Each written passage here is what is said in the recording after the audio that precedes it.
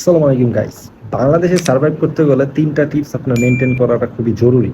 Firstly আপনার রিকশাওয়ালা মামাদের ক্ষেত্রে। রিকশাওয়ালা মামাদের ক্ষেত্রে আমি আপনার রিয়েল টাইম এক্সপিরিয়েন্স শেয়ার করতে যাচ্ছি। ফার্স্টলি আপনি ধরেন দাঁড়ায় আছেন, একটা রিকশাওয়ালা মামাকে জিজ্ঞেস করলেন যে মামা ওইখানে যাবেন এক্স নামক কোনো একটি স্থানে। তো মামা আপনার 30 টাকার ভাড়া 70 টাকা চাবে। উল্টা এমন একটা অ্যাটিটিউড নেবে যে মনে হয় আপনি জব নিতে গেছেন তার কাছে।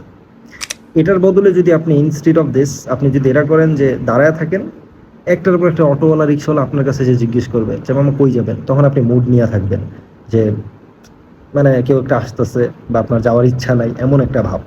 সেকেন্ড বার আবার জিজ্ঞেস করবে মামা যাবেন নাকি। পরে আপনি 40 টাকার ভাড়া বলবেন 30 টাকা, তখন দেখবেন সুর সুরায় চলে গেছে।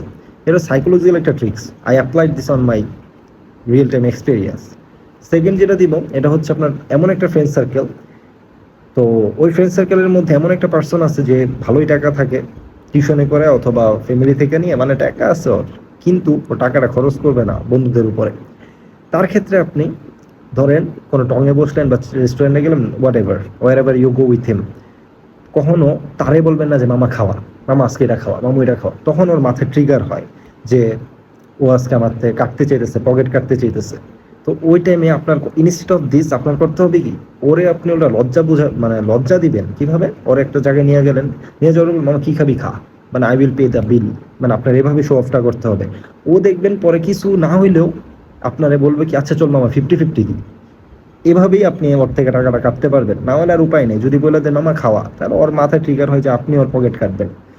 থার্ড নাম্বার, টিউটর সিলেকশনের ক্ষেত্রে বাংলাদেশে টিউটর যদি সিলেক্ট করতে হয় স্টুডেন্টদের জন্য, আপনি কোনো সময় টিচারের ফার্স্ট ইমপ্রেশনে ধরেন সিলেক্ট করছেন, কিন্তু দামাদামিতে যাবেন না। আপনি এমন বলবেন যে আচ্ছা স্যার আপনি পড়াইতে থাকেন, দেখতে থাকি, যদি স্টুডেন্টেরও ভালো হয় বা আপনিও স্বাচ্ছন্দ্য বোধ করেন তাহলে আমরা পেমেন্ট নিয়ে কথা বলবো।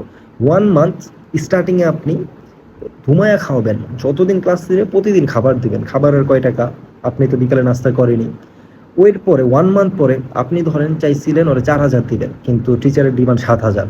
তখন ওই আপনার খাওয়ানির যে খাওয়াইছেন, এই যে একটা আপনার হসপিটালিটি, এর লজ্জায় পড়েও আপনার সেইটা 4,000 টাকায় টিউশনটা করাবে। This is another psychology. তো এটা তিনোটাই ছিল আপনার বাংলাদেশের সার্ভাইভ বলতে। মানে আমার ক্ষেত্রে মনে হয় যে এটা তিনটাই খুবই ইনফ্লুয়েন্সিয়াল অ্যান্ড সিগনিফিকেন্ট। তো এই টিপসটা অ্যাপ্লাই করতে পারেন চাইলে। Thank you guys.